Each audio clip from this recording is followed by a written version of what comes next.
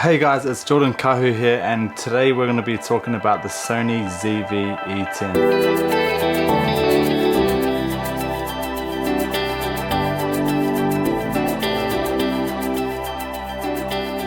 My first impressions of the camera was obviously that it's super light and compact and small, which is perfect for vlogging. When I vlog out in public, it's obviously a bit awkward when you're carrying around this big camera with a big fluffy microphone on top. Everyone's kind of just staring at you. So to have something this small obviously makes it a lot easier and a lot more comfortable for that. The kit lens that comes with the camera is obviously a massive bonus as well. And just having that range to be wide enough to vlog with, but also to zoom all the way into 50 to get those closer shots is super awesome to have. Flip out screen, obviously huge bonus. It's perfect for vlogging. Vlogging without a flip screen is obviously super tough. It feels so nice in your hand. I could probably fit this in my pocket as well. Menu system, obviously super easy to navigate. Buttons are just nice and crisp. The on and off switch is a nice hard off on switch, which I also like. Sometimes you turn a camera on and off and you don't actually know if it's on or off because the click just, I don't know, maybe I'm weird. Just being able to quickly change modes by a press of a button is also easy, not having to twist the dial or anything like that. Especially when you're on the go with a camera like this, it's perfect. So my YouTube will be coming away from the sports vlog type stuff, and having lots more top-down tech reviews, unboxing videos is perfect with this camera because it's so light. Hanging something overhead with a big lens or a big camera on it obviously can be dangerous, and you're always worried about the mount failing and your camera falling off, but you don't have to worry about this too much because it is super light. A few features on the ZV-E10, the first one being the product showcase feature. It's a setting in your camera you can turn on, so when you're pointing something towards the ZV-E10, it'll quickly focus on that product, and when taking it away, it'll quickly refocus back to your face. It's perfect if you're going to do kind of sit down tech reviews and you wanted to show the camera what you're reviewing, or if you're a makeup artist looking to do makeup tutorials and that, and you wanted to show the label of the makeup quickly and not have to hold it up there while it refocuses.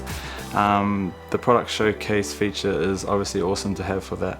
Another awesome feature on this camera is the one-touch bokeh button. If you wanted to have that shallow depth of field and add that crispness to your shot, then just being able to push one button rather than changing your aperture manually is so nice to have, especially when you're out vlogging.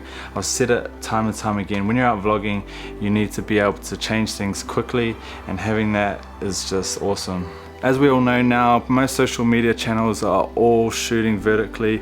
Reels are vertical, TikToks are all vertical, so having a nice crisp sharp image for vertical videos always helps. I think for all my creative content, my style will be super organic, where I'm capturing a moment, and capturing moments obviously needs to happen quite quickly, and having the ZV-E10 just super accessible and little where I can whip it out and capture a moment. As I said earlier, my YouTube will be heading more down the tech reviews, and that's going to be my style of my YouTube channel moving forward. So having the ZV-E10 and having that product showcase feature is super important for me when I'm going to be doing overhead unboxing videos and I quickly want to lift something up and show the camera.